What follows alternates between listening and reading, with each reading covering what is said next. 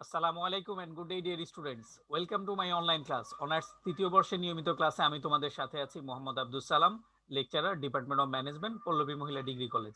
আমরা পড়ছি এন্টারপ্রেনিউরশিপ, অর্থাৎ ব্যবসা উদ্যোগ বা শিল্প উদ্যোগ। বেসিকলি এই কোর্সে আমরা ব্যবসা উদ্যোগ বা শিল্প উদ্যোগ সম্পর্কে জানবো। তো যেটা আমরা হচ্ছে যে 1750 সালটা খুব রিমার্কেবল হিসাবে আমরা বলতে পারি ব্যবসা উদ্যোগ বা শিল্প উদ্যোগের ক্ষেত্রে। 1750 থেকে 1850 পর্যন্ত ইংল্যান্ডে হয়ে যাওয়া বিপ্লবী মেইনলি ব্যবসা উদ্যোগ বা শিল্প উদ্যোগের ক্ষেত্রে এক যুগান্তকারী ঘটনা। তো সেখানে যে বিষয়টা হয়েছিল, শিল্প উদ্যোগ শুরু হয়েছিল ইংল্যান্ডে 1750 থেকে 1850। তো এর ফলশ্রুতিতে যেটা হচ্ছে যে আগে ম্যানুফ্যাকচারিং সিস্টেম ছিল ম্যানুয়াল লেবার, অর্থাৎ মানুষ হাতে উৎপাদন করত। এরপরে যেটা হচ্ছে যে মেশিনারিজ আসার ফলে ম্যানুফ্যাকচারিং সিস্টেমে একটা ব্যাপক পরিবর্তন আসলো এবং লার্জ স্কেল অফ ম্যানুফ্যাকচারিং শুরু হলো। তো এটা তো ছিল ইংল্যান্ডের কনটেক্সট। এরপরে ফ্রান্সের অর্থনীতিবিদ, ফ্রান্সের প্রখ্যাত অর্থনীতিবিদ রিচার্ড ক্যান্টিলন 1750 সালে বেসিকলি উদ্যোক্তা বা শিল্প উদ্যোগ বা এই জাতীয়, যেহেতু অর্থনৈতিক লেনদেন, শিল্প বিপ্লবের সাথে সাথে যেটা হয় যে অর্থনৈতিক লেনদেন এবং অর্থনৈতিক কর্মকাণ্ড ব্যাপকভাবে ছড়িয়ে পড়ে। পাশের দেশই হচ্ছে ফ্রান্স। তো সেখানেই একজন অর্থনীতিবিদ, যার নাম বললাম যে রিচার্ড ক্যান্টিলন। তো তিনি এটা হচ্ছে 1755 সালে উদ্যোগ বিষয়টাকে ইন্ট্রোডিউস করেন এবং এরপর থেকে তো আসলে যেটা হচ্ছে যে এই বিষয়টা খুবই ব্যাপকতা লাভ করে। আগে আগে যেটা ছিল যে পাশ্চাত্য পাশ্চাত্য পাঠ্যপুস্তকে এটা খুব প্রতিষ্ঠিত ছিল। এখন যেটা হচ্ছে যে আমাদের দেশও খুবই সমাদৃত। জিডিপির 3টা সেক্টরের ক্ষেত্রে যেহেতু ইন্ডাস্ট্রি এবং সার্ভিসের কন্ট্রিবিউশন খুব বেড়ে যাচ্ছে। আর যেটা হচ্ছে আমরা আগে এগ্রিকালচার, কৃষির উপরে নির্ভরশীল ছিলাম, সেই নির্ভরশীলতা কাটিয়ে উঠছি। তো চলো আমরা আরো আরো বিস্তারিত জানবো, শুরু করি ক্লাস।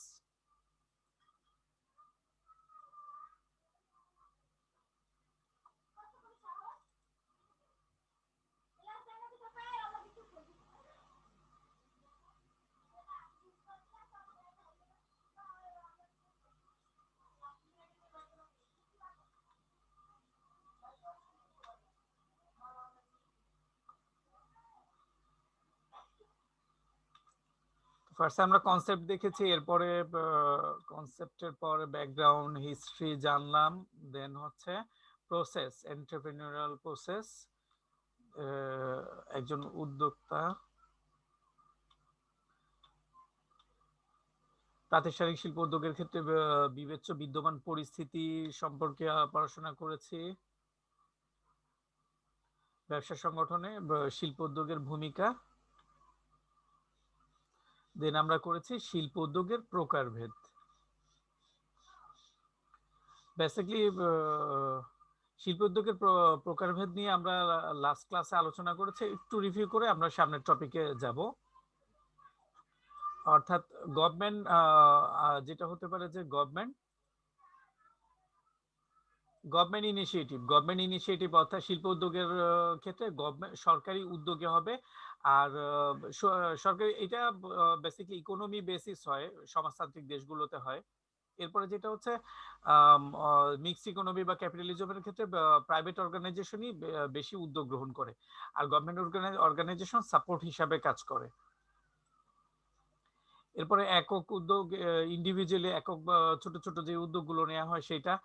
আর যদি এই একক উদ্যোগের ক্ষেত্রে গভর্নমেন্ট হেল্প করে, অর্থাৎ গভর্নমেন্ট যদি তার প্যাট্রোনাইজেশন ছোট এবং মাঝারি উদ্যোক্তাদের ক্ষেত্রে ব্যাপক প্যাট্রোনাইজ করা শুরু করে, তখন দেখা যায় এটা এখানে গভর্নমেন্টেরও পার্টিসিপেশন রয়েছে, সরকারেরও পার্টিসিপেশন রয়েছে, তখন এটা ব্যাপক উদ্যোগে দাঁড়ায়। ওয়েল, এরপরে যেই কোশ্চেনটা পড়বো সেটা খুবই সিগনিফিকেন্ট, উদ্যোক্তার প্রকারভেদ, শিল্প উদ্যোক্তার প্রকারভেদ। এইটা তোমাদের 2013 সালে এসেছিল। তো দেখো যে এখানে যেই বিষয়টা রয়েছে সেটা হচ্ছে যে উদ্ভাবনী উদ্যোক্তা, অর্থাৎ উদ্যোক্তার মধ্যে একটা টাইপস রয়েছে যারা যারা ক্রিয়েটিভ, অর্থাৎ নতুন নতুন কনসেপ্টকে ইন্ট্রোডিউস করে। অথবা যেটা হতে পারে যে এক্সিস্টিং কনসেপ্ট হতে পারে, যেমন এক্সিস্টিং কনসেপ্টের মধ্যে ইউরোপ বা আমেরিকায় কনসেপ্টটা রয়েছে, আমাদের দেশে নেই। তো এখন কেউ একজন উদ্যোগ গ্রহণ করে আমাদের দেশে ইস্টাবলিশ করলো, যেমন উবার উবার ইউরোপ আমেরিকায় থাকলেও আমাদের এখানে অপারেশন শুরু করে। এর পাশাপাশি পাঠাও কিন্তু অপারেশন শুরু করে, যেটা হচ্ছে আমাদের দেশের অর্থাৎ বাংলাদেশের উদ্যোক্তারা, বাংলাদেশের 3 জন উদ্যোক্তা মিলে। তো এইরকম নতুন নতুন এছাড়া যেটা হচ্ছে যে ই কমার্স বিজনেসগুলো ই-কমার্স প্ল্যাটফর্ম। তো ই-কমার্স প্ল্যাটফর্মের ক্ষেত্রে দেখা গেছে যে অনেকে নতুন নতুন বা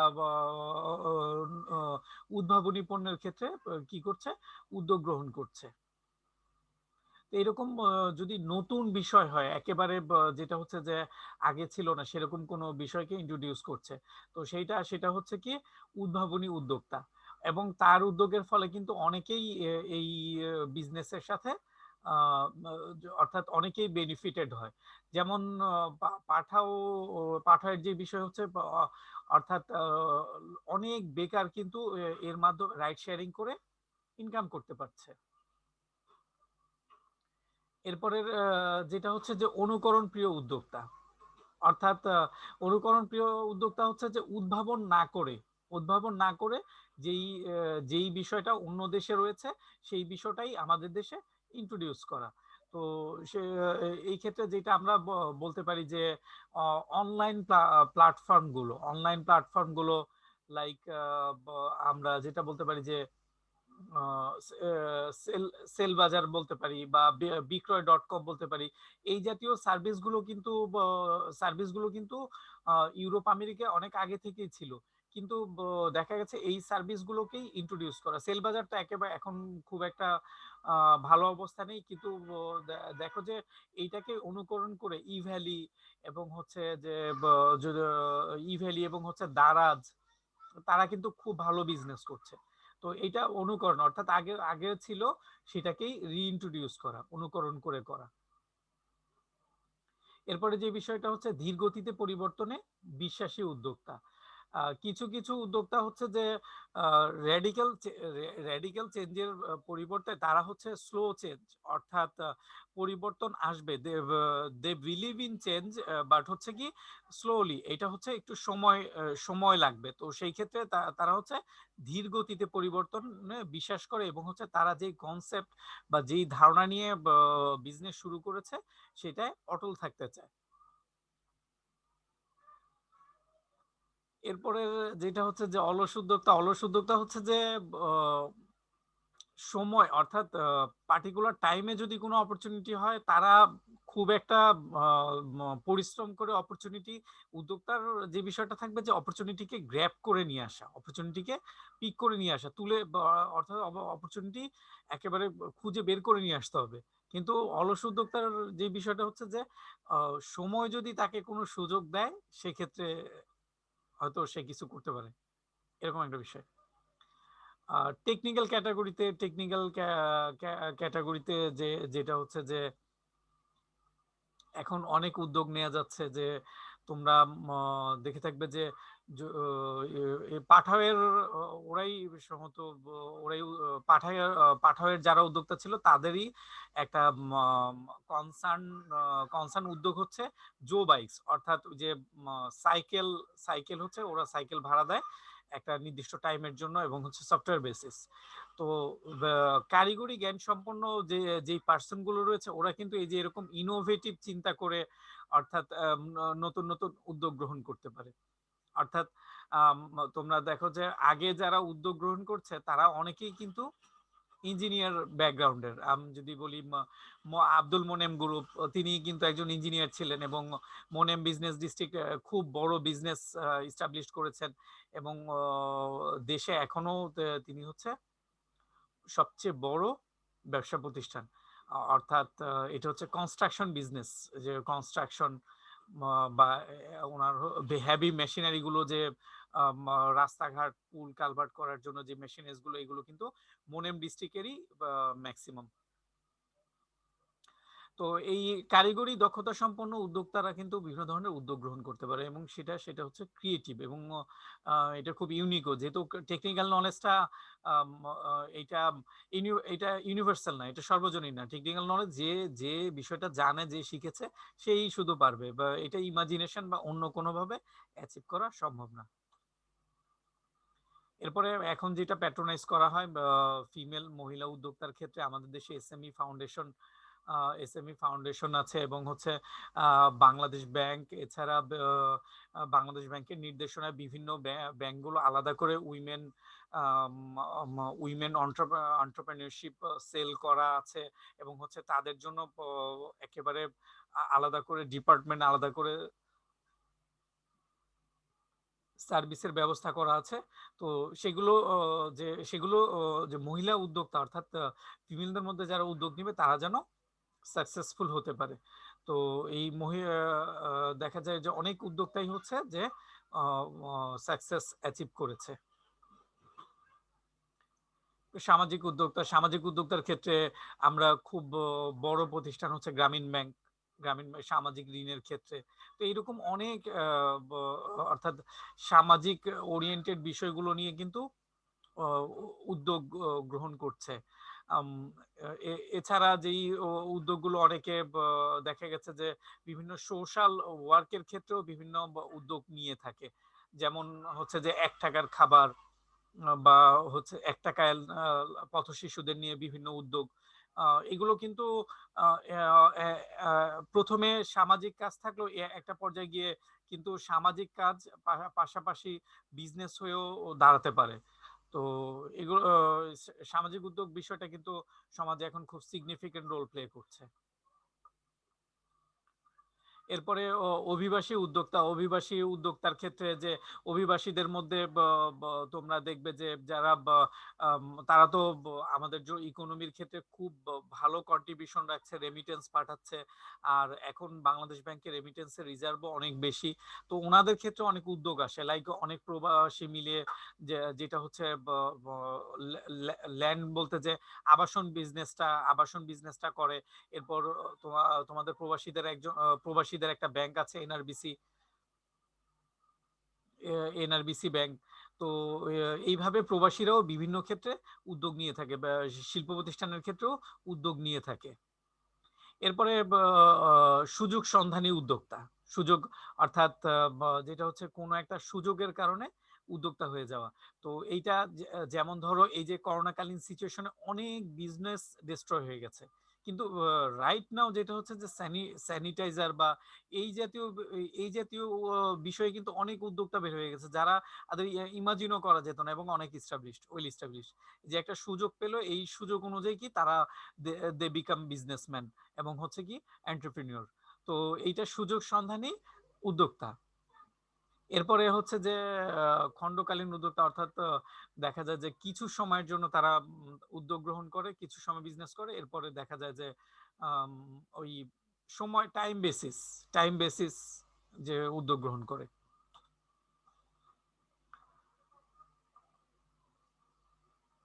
এরপরে যেটা হচ্ছে যে ক্রেতা উদ্যোক্তা, অর্থাৎ কিছু উদ্যোক্তা থাকে যেটা হচ্ছে যে যারা ব্যবসা প্রতিষ্ঠান বা শিল্প প্রতিষ্ঠানের ক্ষেত্রে পার্টিকুলার, অর্থাৎ তাদের ক্রয়ের ক্ষেত্রে কাজটুকু করে, একটা পার্ট করে, অর্থাৎ প্রকিউরমেন্ট করে দিচ্ছে। তো এইরকম শুধু প্রকিউরমেন্ট পার্টটাই তারা করে দিচ্ছে, আদার্স পার্ট লাইক সেলস এবং অন্য অ্যাসেম্বলিং, অন্য পার্টগুলো অর্গানাইজেশন ম্যানেজ করছে। এরপরে যেটা হচ্ছে ঘরোয়া উদ্যোক্তা অর্থাৎ ঘরের মধ্যে বা প্রতিটা ফ্যামিলি যদি ইকোনমির জন্য, এটা কিন্তু খুবই সিগনিফিকেন্ট একটা থিম, যে প্রতিটা ঘরেই উদ্যোক্তা ক্রিয়েট হোক, প্রতিটা ঘরেই বিজনেসের সাথে ইনভলভ হোক। আমরা যদি উন্নত দেশগুলো, স্পেশালি আমরা যদি চায়নার কথা চিন্তা করি, এটা কিন্তু প্রত্যেকটা হাউসই হচ্ছে বিজনেস হাউস, অর্থাৎ প্রত্যেকটা বাড়ি হচ্ছে বিজনেস ওরিয়েন্টেড, বিজনেস সেন্টার, তারা প্রত্যেকেই বিজনেসের জন্য এগিয়ে আসছে। এরকম। আর এখন তো আমাদের অনলাইন প্ল্যাটফর্ম হওয়ার কারণে উদ্যোগ এবং হচ্ছে এটার সোশ্যাল নেটওয়ার্কিং সাইট ফেসবুকটা আমরা খুব বেশি ইউজ করছি। বিজনেস যতটা না সোশ্যাল কমিউনিকেশনের জন্য ইউজ, এটা একটা সময় হতো, এখন কিন্তু টোটালি ট্রান্সফর্ম হয়ে বিজনেসের জন্য ইউজ হচ্ছে। আমরা সাধারণ গুণাবলী পড়বো এবং হচ্ছে একজন করে উদ্যোক্তাকে দেখব। খুব অর্থাৎ উদ্যোক্তাদেরকে they are very inspiring person to us. তো এখন তাদেরকে যদি আমরা দেখি, সেটাও কিন্তু একটা অনেক বড় ভালো লাগে। তো আমরা দেখবো হচ্ছে তাদের কি কি কোয়ালিটি রয়েছে, কি কি কোয়ালিটির কারণে আসলে তারা উদ্যোক্তা হতে পেরেছেন।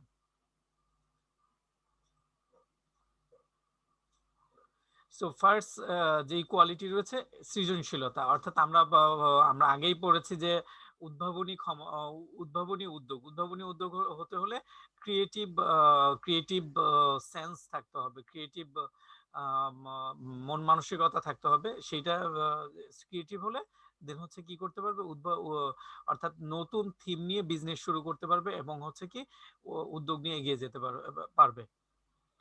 আর উদ্যোগ গ্রহণ কিন্তু সবচেয়ে চ্যালেঞ্জিং বিষয়। জব, অর্থাৎ কেউ একজন জব করছে, তার কিন্তু মাস শেষে তার যে কম্পেনসেশন এনশিওর করা, এটা হচ্ছে অর্গানাইজেশনাল লায়াবিলিটি। তার কিন্তু কোনো চিন্তা করতে হচ্ছে না, শুধু সেট করে দেয়া যে কাজগুলো রয়েছে সেগুলো করলেই তার হচ্ছে।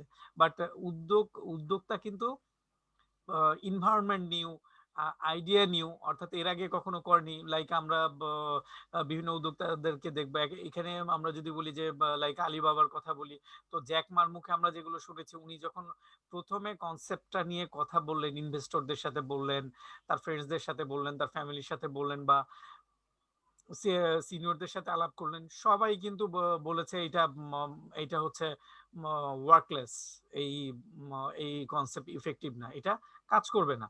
বাট সে কিন্তু আত্মবিশ্বাসী ছিল যে না, আমার এই কনসেপ্ট অবশ্যই কাজ করবে। তো তো তিনি যদি সেই দিন, অর্থাৎ সবাই যেখানে একটা পক্ষে রয়েছে, আর তিনি আলাদা একটা স্কেলে, অর্থাৎ তার চিন্তা ভাবনাকে একা নিয়ে চলতে হচ্ছে, তো এত কিছু বাদ দিয়ে, তো ইটস ট্রু টাফ, শুধু টাফ না, অনেক কঠিন একটা বিষয়। তো সেই জন্য কি পরিমাণ আত্মবিশ্বাস প্রয়োজন। এরপরের যেই পয়েন্ট আমরা পড়বো সেটা হচ্ছে অধ্যবসায় এবং ঐকান্তিক আগ্রহ থাকতে হবে। অর্থাৎ যেটা হচ্ছে যে ফেল হতে পারে, ফ্রিকোয়েন্টলি ফেল হতে পারে। অর্থাৎ আমরা যদি এই ক্ষেত্রে আমাদের দেশের কনটেক্সটে চিন্তা করি, পাঠাও বিজনেস করছে, বাট পাঠাও বিজনেস করার সময় বা উবার আসার সময় আমাদের দেশের কিছু কিছু বোদ্ধা এবং হচ্ছে খুব নাম করা বোদ্ধা, আমি এখন নাম বললে তোমরা চিনবে, তো তারা কিন্তু খুব ক্লিয়ারলি এবং বোল্ডলি বলেছিল আমাদের দেশে উবার উপযোগী না। তাদের বোল্ডলি প্রোনাউন্সিয়েশন ছিল যে আমাদের দেশের কনটেক্সটে উবার বিজনেস করতে পারবে না। বাট উবার এসেছে এবং প্রচুর বিজনেস করেছে। পাশাপাশি কি হয়েছে, পাঠাও এস্টাবলিশড হয়েছে। সো এই যে ট্রেডিশনের বাইরে এই যে অধ্যবসায়, উদ্যোক্তাদের মধ্যে কি অধ্যবসায় থাকতে হবে। তারা ফেইল হতে পারে কিন্তু আবার চেষ্টা করতে হবে। তো এইভাবে ঐকান্তিক আগ্রহ, ফেইল হলেই সেটাকে লিভ করবে এবং স্কিপ করবে, এরকম না বিষয়টা। বিষয় হচ্ছে বা এগেইন কি করতে হবে, ইফোর্ট ইফোর্ট দিতে হবে, এমফাসিস দিতে হবে।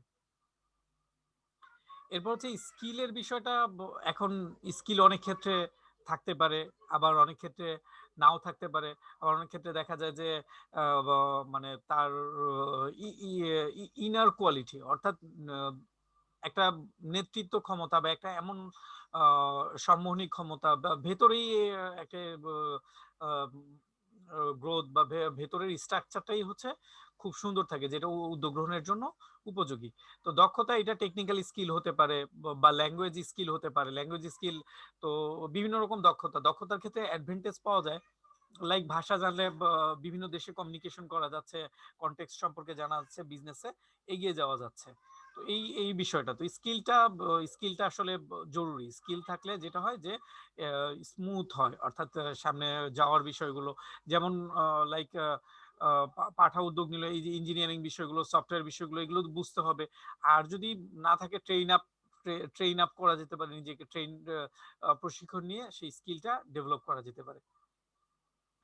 এরপরের যে বিষয়টা সেটা হচ্ছে নেতৃত্ব দানের ক্ষমতা, অর্থাৎ উদ্যোক্তা কিন্তু লিডার, অর্থাৎ সে একা কিন্তু চলবে এরকম না, তাকে পুরো টিমকে সাপোর্ট করতে হবে, টিমকে লিড দিতে হবে। আর মানুষ কিন্তু সবাই একেবারে স্বাভাবিকভাবে হচ্ছে ভয় পায় এবং হচ্ছে ব্যর্থতাকে ভয় পায়, প্রতিকূল পরিস্থিতিকে ভয় পায়, সমালোচনাকে ভয় পায়।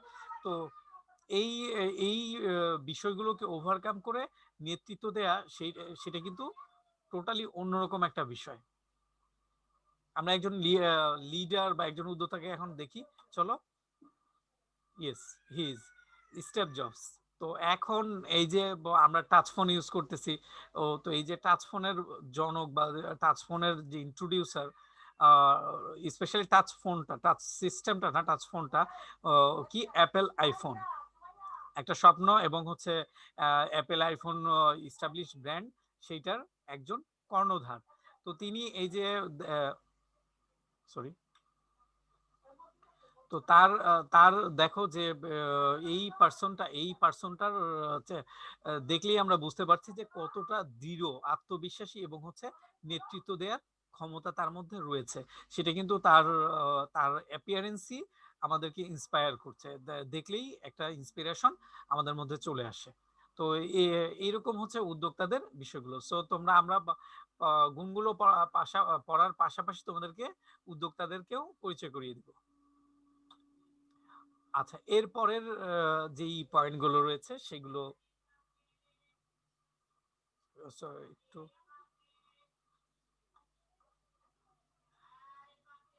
এরপরের যে পয়েন্ট রয়েছে সেটা হচ্ছে দূরদর্শিতা।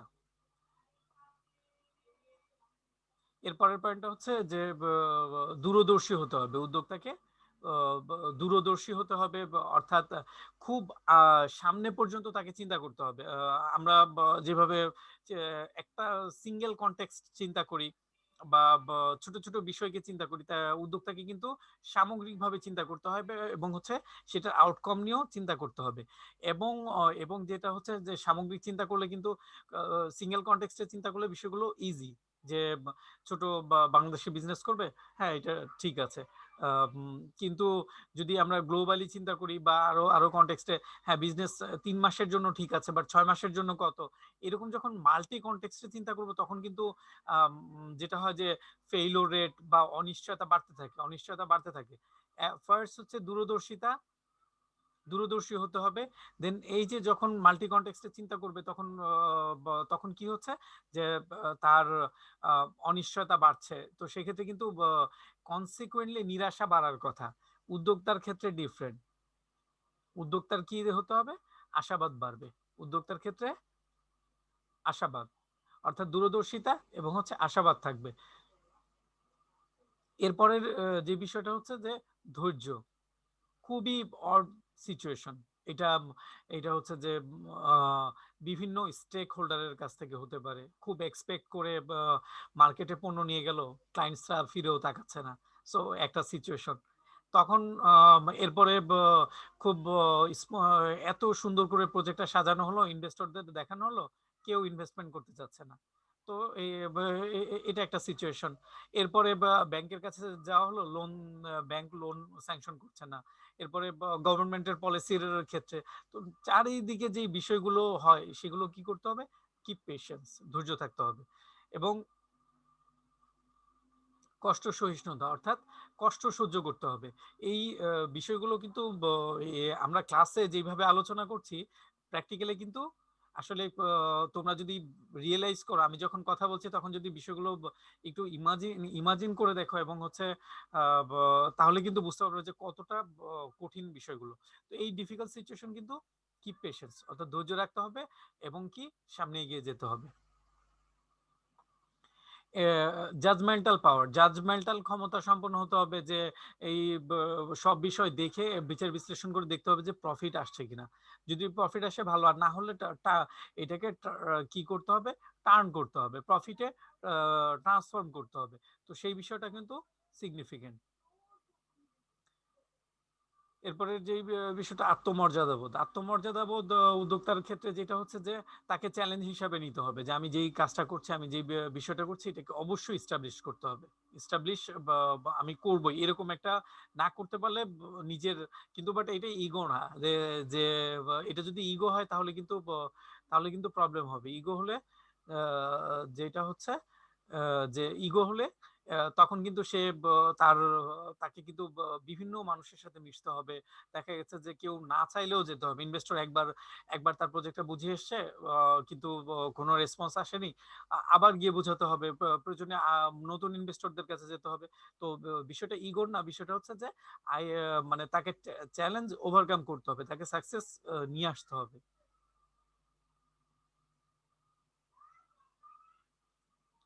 দেন হচ্ছে অ্যাসেসমেন্ট পাওয়ার, অর্থাৎ টোটাল যে কাজ হলো সেটার কাজটা কতটুকু হয়েছে সেটার একটা অ্যাসেসমেন্ট পাওয়ার থাকতে হবে।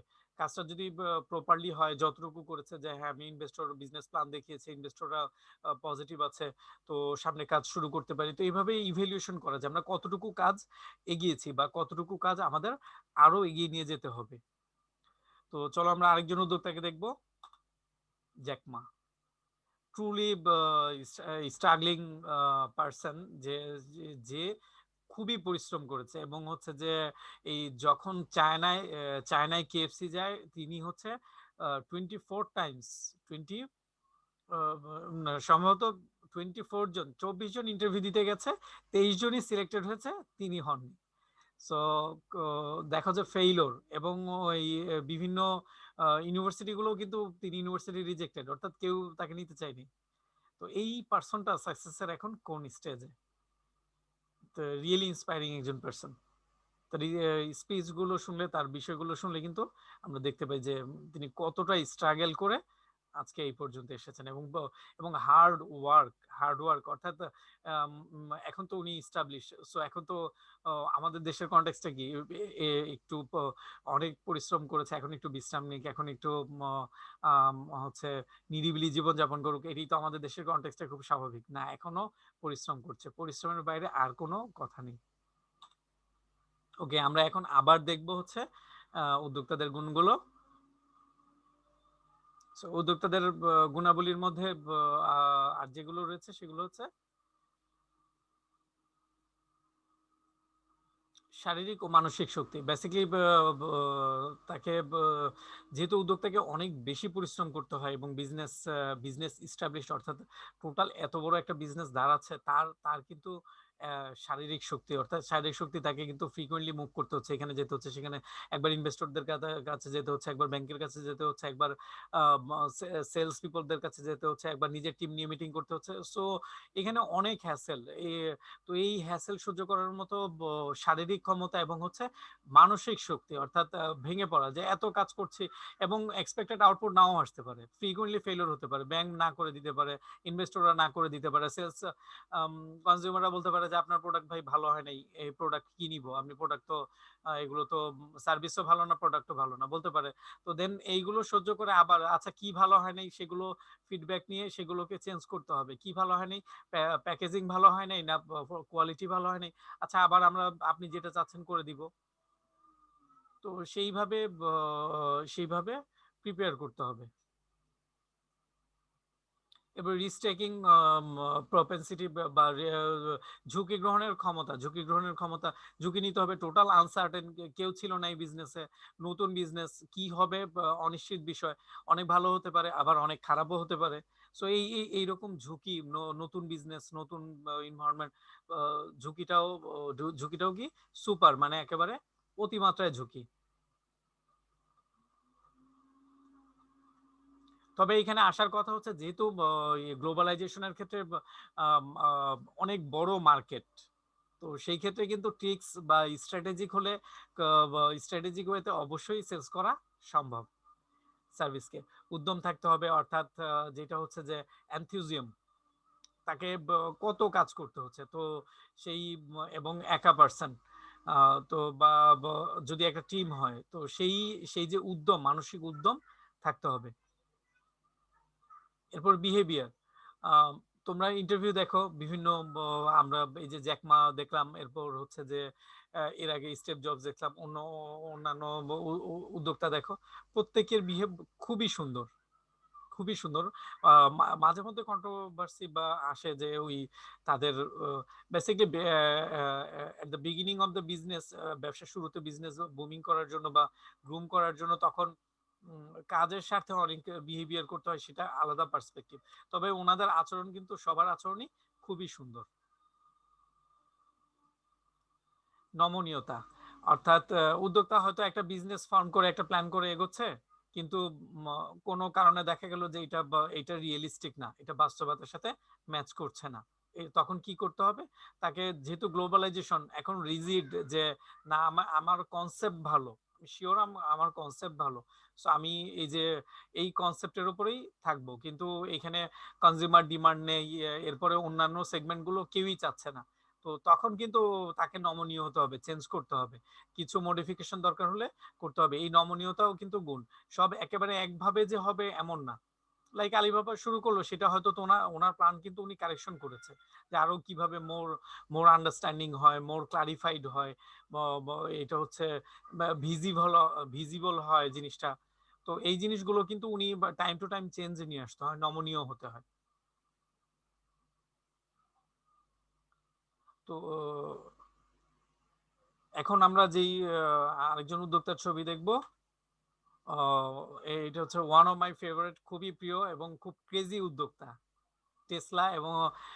এবং হচ্ছে এলন মাস্ক, যিনি হচ্ছে খুব বিগ প্রজেক্ট মঙ্গল গ্রহে, হচ্ছে বসবাসের জন্য কাজ করছে। স্পেস এক্স তার ভিশনারি প্রজেক্ট, এবং top most top most richest person, world top most richest person. এবং ইয়ে he is a very crazy entrepreneur. তো তোমরা বিভিন্ন বিভিন্ন ক্ষেত্রে ওনার সম্পর্কে, আমরা ওনার সম্পর্কে জানতে পারি, এবং হচ্ছে যে খুব সিগনিফিকেন্ট, এবং আমারও খুব প্রিয় একজন পার্সন। তো এবং রিয়েলি ইন্সপায়ারিং, দেখো যে খুব কনফিডেন্ট এবং হাসছে, বেসিক্যালি এগুলো মোটিভেশনের জন্য। তো এরপরের যে পয়েন্ট আছে এগুলো আমরা পরে শিখবো, পরের ক্লাসে শিখবো। তো আজকে এলন মাস্ক পর্যন্তই। তোমরা ভালো থাকো, that's all for the time being. আগামী ক্লাসে ইনশাল্লাহ দেখা হবে।